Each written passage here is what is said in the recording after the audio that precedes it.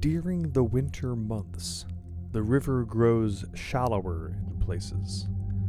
Between this and the ice, in the dead of winter, it's possible to walk across it in places where the ice is particularly thick. During these months, when the weather is 30 below or colder, walk to the very end of the street, to the cul-de-sac. Between a large, ill-kept lot and a house from the early 80s, you will find an ill-kept bike path. Though it was once paved, the roots of the trees that line it have rendered the pavement bumpy and impassable for cyclists. Walk to the end of the path and climb down the rainwater outflow at the bottom, then cross the ice to one of the island-like patches of scrub and small rock. Look for a damaged, dingy little shack made from water-damaged wood and corrugated tin. If you fail to find it, move on to the next pile of rocks, and then the next, until eventually you find the small structure. When you do, hold your hand up to the door. It will either be very cold or very hot to the touch. Neither is truly fortuitous, but you'll be dressed for the cold, and so it will be easier to weather. When you step inside the shack, you will find that it is empty, other than a small boy who was hanged from the roof by a hastily tied noose. His clothing will not be contemporary. Rather, it will be aged and ragged to the point of anonymity, unlike the boy's perfectly preserved body. After a time, his eyes will open, and the rotted-out sockets will stare into yours. Do not blink. Do not look away. Do not even move. The room's temperature will grow more extreme during the hours-long moment you spend looking into those holes. And then they will close. From that moment on, you will not feel temperature anymore. At all. Nor will you get burns, frostbite, heat stroke, or hypothermia.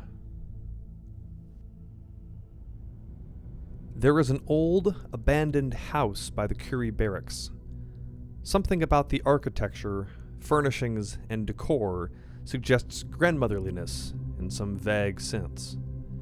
Through the dirty windows, you will be able to make out that everything is covered by a thick layer of dust. The back door is usually unlocked. Enter it at night, but bring a flashlight with you, as the house has not had power in years.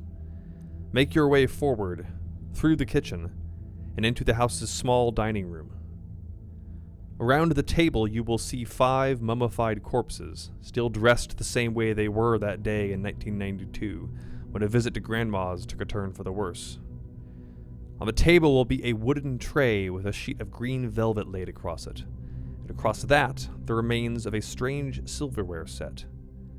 The design seems almost nautical, taking inspiration from conch shells and other ocean forms. The tray, and the silverware on it, will be the only thing in the house untouched by dust. Take a piece and slip it into your pocket. For as long as you carry it, your body will slowly grow more and more decayed and aged, but you will never suffer from any of age's debilitating ravages. There is a beach within the city. To find it, step into any elevator and go to the top floor. Press every button in ascending order, including the close and open door buttons. Instead of opening onto the next highest floor, the elevator will open into a small cottage. The door of the vacant cottage will open onto the beach. The beach is warm and apparently temperate, shockingly beautiful at every hour, but blood and some sticky black substance will color the white sand in long streaks. The beach is bordered on one side by an impossibly thick forest. Entering this will make your life forfeit. At sunrise and sunset, a group of men dressed in the traditional clothing of different religions, most prominently Ashkenazi rabbi and Protestant ministers, will emerge from this forest and search the beach in silence, sifting through the sand as penance for their lives of deception. These figures will be so taken with their work that they will refuse to talk to you, only muttering, searching, must keep searching, in their native tongue. Total darkness and proper sunlight burn these poor souls, so they must return to the forest. Otherwise, you will be alone on the beach. The water stretches impossibly far as the eye can see, and further still. Wider and higher than the ocean, and far stiller, this water will soothe you as you gaze upon it. But never let it lull you to sleep outside of the cottage. The men in the forest may find what they're searching for within you. There is a wall in the basement of the restaurant called Teatro that is, despite all attempts to paint it another shade, a sickly shade of yellow. The owner conceals the wall by putting a mirror up and a couch. However, if you remove both the couch and the mirror, you'll discover the wall's pale yellow tone. This is of no consequence, however, if you have come equipped. In order to make sure you can use phenomenon number 9, you will need a small jar of hazelnut oil. Paint the outline of a door on the wall using the oil, and then push. The door that you've drawn will be opened inward into a room with walls made from stucco painted the same sickly yellow as the wall you passed through. The room appears to be a Spartanly furnished study, with furniture that puts you in the mind of the South Sea Islands. On the desk you will find numerous papers written in the letterhead of the Dominion Bank, dated 1912. The papers predict every financial crash worldwide from 1912 until 20 years from now, when the predictions abruptly stop mid-sentence. Ride the 305 for exactly 6 stops. Where you get off doesn't matter. Then walk to the nearest medical clinic and ask the receptionist if you can see the on-call doctor. You'll be told that you can't. Ask for the other on-call doctor. Her face will go white as a sheet, and she'll tell you to go to exam room 3. Wait there until the physician shows, which could be anywhere from less than a minute to 6 hours. When he does show, he'll be old, leathery skin, coal-black eyes, and the medical paraphernalia of a bygone day. He'll begin the examination without exchanging pleasantries or asking you what's wrong. After the exam, he'll consult your file and tell you his prognosis. If you're healthy, you won't be when you leave the clinic. Ebola, rubella, SARS, he'll pick something nasty for wasting his time. You won't die of whatever he gives you. Instead, you'll be damned to wander the earth, spreading it. If you're ill, however, he'll tell you it will clear up on its own by the end of the week. It will, as will any chronic pain or other long-term conditions. From that day on, no other doctor in the city will be willing to see you or even make eye contact. There is a remote control that is sometimes found in pawn shops, hotel rooms, second-hand electronics stores, and the like. It is small, about 3 inches by an inch, old, and the buttons are made of metal. They are also unmarked. The remote works on any television set, regardless of the age or brand, but all of the television shows are strange and dated. If they had television in 1901, this is what the programs that played would look like. Like old films, they're interspersed with cards transcribing dialogue and providing context. Despite this, the footage appears documentary in nature, focusing on major events. As you continue watching, the shows will gradually move forward in years, depicting more events. Around 1920, these will start to become unfamiliar. Occasionally, the names of places will be wrong. By 1935, with a few exceptions, they will be utterly unrecognizable. The footage ends in 1948 with a strange variation of the Nazi German flag blowing in the wind atop a pile of rubble in a desolate wasteland. In any second-hand record store in the city, the morning after it rains, a small, yellowed envelope containing an aged record single can be found amongst other vintage materials. The owner will never have seen it before and will allow you to walk off with it for a pittance. The record's title will be faded with age. Nothing but the vaguest suggestion of letters and the tattered scraps of album art will remain. Take the album home and place it on a turntable. The normal speed will be too fast, so instead, turn it slowly by hand. The first 2 rotations will yield nothing other than a cacophony of screams. However, subsequent rotations will reveal nonsensical sentence fragments comprised of disconnected words. To decipher the statements, cut out a circle of paper the same size as the record and cut it into a spiral. Write the words you heard down on the circle, moving inward from the outermost edge. Then place the spiral atop the record. Read from the inside out. Each column of words names a location and a date. Each date is the day after a rainfall in the year to come. At each of these locations and times, you will find an envelope with a sentence of your obituary in it. At 16th and 14th, there's a record store specializing in old vinyl. Upstairs, the store has a variety of vintage hi-fi equipment on display and a handful of more popular records. Walk around the back area of the store until 5 minutes before closing and descend the rickety steps.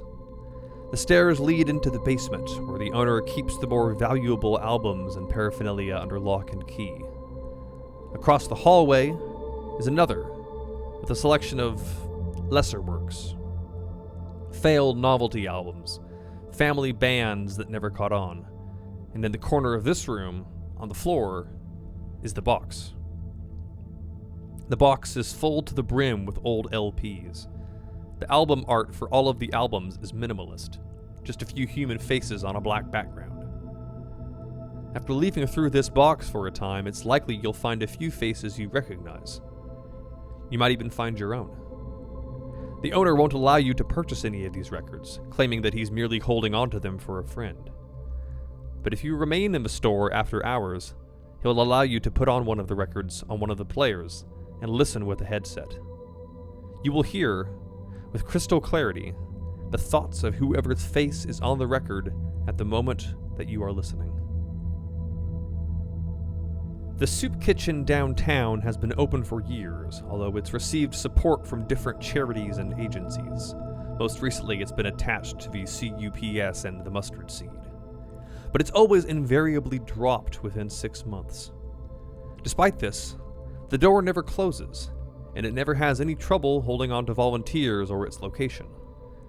Go to the soup kitchen on a Tuesday afternoon and get a cup of soup. The broth will be cheap, with hard water and lumps of powdered stock, but drink it anyway. You'll need the protein. After drinking the broth, leave the soup kitchen and walk down the alley next to it. After a moment's searching, you should locate a milk crate that should give you enough of a boost to reach the fire escape on the building that houses the soup kitchen. Climb the ladder, and then walk to the top of the fire escape. Regardless of the weather, the top floor window will be open. Climb inside, but leave behind anything that might be construed as a weapon. The volunteers are jumpy. The top floor will be a recreation, almost down to the last detail, of the soup kitchen itself. The most important differences will be that the volunteers behind the counter have their mouths stitched shut, and the patrons are noticeably better dressed than the homeless and impoverished on the ground floor. The soup they ladle out here is a broth made from the tears of a captive angel, lashed to the wall in the building's basement 70 years ago, over the protestations of William Aberhart. Drinking it will grant you youth until the end of your days, but the gates of heaven will forever be closed to you. On Edmonton Trail, there is a diner of the type that was trendy about 10 years ago. You know, the kind that puts muesli in everything and has a DVD of old cartoons running on the wood-paneled televisions. The walls, like all diners of this type, are practically dripping with kitsch. Mostly 50s and 60s stuff, although there are some old Lohengrin postcards and the like. What makes this diner unique is that every single piece of kitsch inside was used, in some way, to kill someone. There is not a single object in that room which has not been, in some way, used for an act of violence. The postcards were love letters, left out to inflame the rage of a jealous spouse. The broken clock above the counter was used to brain a sewage worker in the late 70s. Even the decorative infomercial knife set was once used in the torture, murder, and mutilation of a local gang member. What's more, if these objects are placed on top of a DVD player hooked up to the television near the entrance, the picture changes to the murder through the eyes of the victim. This has made the diner popular among local Satanists and snuff fetishists who view the murders after hours. However, the diner ran through its stock of deadly kitsch last summer, and has since taken to commissioning new killings to decorate the walls. There is a trailer park in Crowfoot, or there was the last time I was there. Should it remain in whatever year that you're reading this, go there. Close your eyes and begin to walk. Let your mind wander. Concentration is anathema. You will feel something sliding into your mind, coiling around your thoughts. Let it. It will begin to guide your feet, and before too long you will find yourself in front of a trailer. It will be, regardless of what time you arrived, dusk. Enter the trailer. The inside will be surprisingly dingy. The faux wood paneling, shag carpet, and off-putting smell of age will lend the room a particular feeling of datedness and discomfort. A man dressed in a black suit with blue piping will be sitting on the couch. He will look entirely incongruous, with a sharp haircut and sophisticated demeanor. He will be watching the television, but the programs will be highly unfamiliar. The language impenetrable. The man will seem nonplussed by your presence and offer you something to drink. Except, the worst that fairy food will do is vanish when you leave. After a time, he will ask you a question about the secret history. Some minute detail that seems significant when you're living it, but in retrospect seems only the debris of other people's lives. Tell him what he wants to know, and he'll nod with approval. You will be allowed to spend the night and crash on his couch. Your dreams in the trailer will be long and strange. When you awaken, you will remember nothing, but over the next week, everything you must do will seem intuitive and easy, as if you have done it before. Should you fail to answer his question, his expression will grow dire, and you will find yourself unable to speak for the remainder of your days. There is a species of flower that only grows on public land in Calgary. Any flowers transplanted anywhere else will die in seconds. The plants are plain, white flowers streaked with blue. They have short, thin stems and no fragrance. The flowers are always warm to the touch and can only be found in late spring. If you find a patch of them growing beneath a tree or in the shadow of a municipal building, pick them immediately. Never carry them next to your skin. Instead, wrap them in a paper towel or cloth and carry them home. Reduce the flowers to a fine powder by first drying them and then grinding them down to nothing with a mortar and pestle or blender. Store the resulting violet-colored powder in a small leather bag, no other material is safe, and carry it on you. The wheels of bureaucracy will turn smoothly for you. Forms will never be lost, more ID will never be required, and nothing will have to be filled out in triplicate. However, the powder's odorlessness will eventually permeate your body, robbing you of your own scent and your sense of smell. There is a secret baggage claim beneath YYC where they keep objects of interest that passengers leave in their checked baggage. Entering the claim is problematic. It is only accessible on Mondays, Wednesdays, and Fridays, as these are the days that they are absent, and entering on a day when they are present would mean certain death. On these days when it is safe, book a seat on a domestic flight and travel to the dingy section of the airport terminal food court. Look for a small, dirty counter where Italian food and pizza is sold. Tell the clerk that you left your bag in the kitchen when you worked your last shift. The clerk will accept this pretext and let you into the kitchen, as though you were in fact a recently laid-off employee. The kitchen, which is shared by all the franchises in this corner of the terminal, is dominated by a staircase that leads up to the blank roof. Climb it, and keep climbing when you reach the ceiling. You will emerge in a vast and empty copy of the baggage claim downstairs, inhabited only by still figures made of plaster. Pilfer what you find, valuable or notable, from the baggage that is kept up here, but only take with you what fits in your carry-on bag and what will pass safely through airport security. Larger or more conspicuous objects, such as the still whispering heads of saints or the monitors that show the state of your soul, will have to be left behind. Then leave, get on your flight, and lay low for a time in another city. They will soon find out what you've done, and they'll want their stolen property back. There are many things underground. The cannibal mound builders village in Nose Hill Park, Decay's bookshop, the Black Room, and the Circus. The circus is the kind you've only seen in movies or television shows. Animals, clowns, jugglers, trapeze, and a freak show. While these entertainments are benign, broadly speaking, the Midway is fraught with hazard and the potential for great gain. To get to the circus, wait until dusk and close your bedroom door. Say, life just seems so gray at the exact moment the sun crosses the horizon. Open the door and walk through. You will find that your wallet has been replaced with a small bag of washers in different sizes. These are tokens for the Midway, and broadly speaking, you'll have the same value in tokens as you had in dollars. You will also have a ticket that admits you to the circus itself. Enjoy it at your leisure. The big top and the freak show are corny, but that hardly diminishes the spectacle of seeing them up close.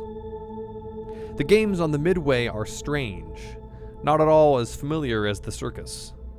Some of them are quite cruel, like a booth where you take aim and throw razors at the dead-end eyes of other patrons for tokens, or the booth with the pneumatic cattle stunner. But at the end of the night, you may trade your tokens for prizes. Eternal beauty, genius, musical talent. But if you run out of tokens, you'll find the door back home has closed, and you have nothing to do but join the circus. A movie theater arcade in the city contains a machine that has remained despite all attempts to modernize. Next to the Street Fighter 4 machines and the realistic sniper game sits a simple shooter with vector graphics executed in green and amber, which depict abstract two-dimensional shapes. When one is shot, it simply changes color rather than disappearing. No one is able to figure out the game's goal, so it sits unplayed and unused in the corner, dusty and ill-kept. In fact, when the arcade went over to tokens from change in the late 90s, nobody bothered updating the machine at all. Find it and start a new game.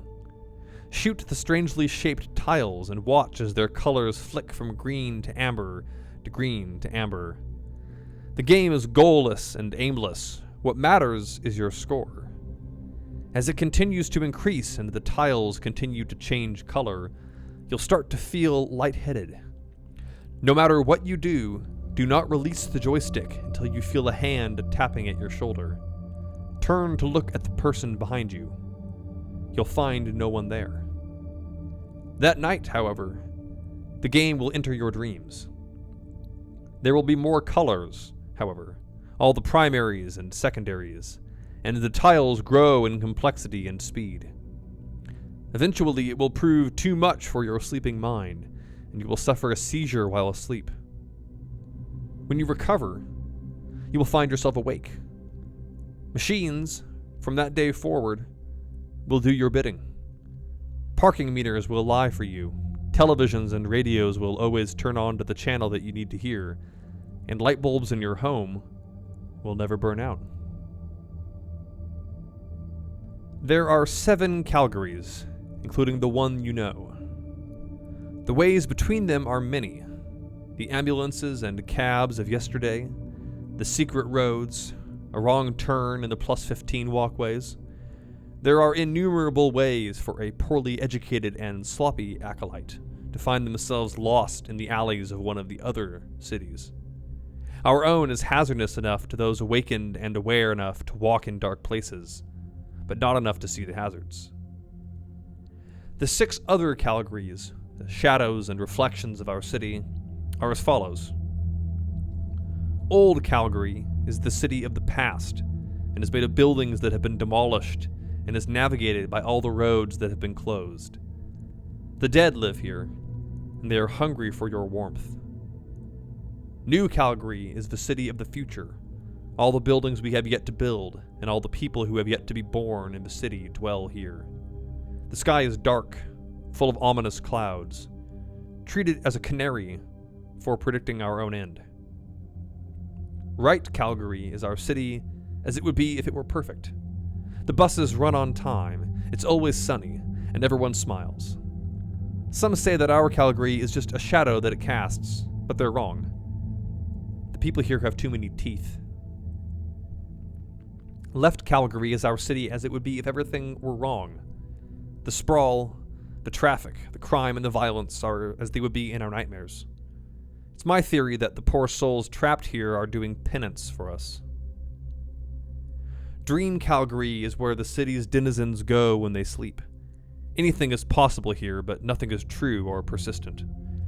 Those that dwell here forever are a sorry lot. This is the safest reflection, but it still isn't safe. And Mirror Calgary is where your reflection lives. If you find yourself here, run as hard and as fast as you can back to the proper city.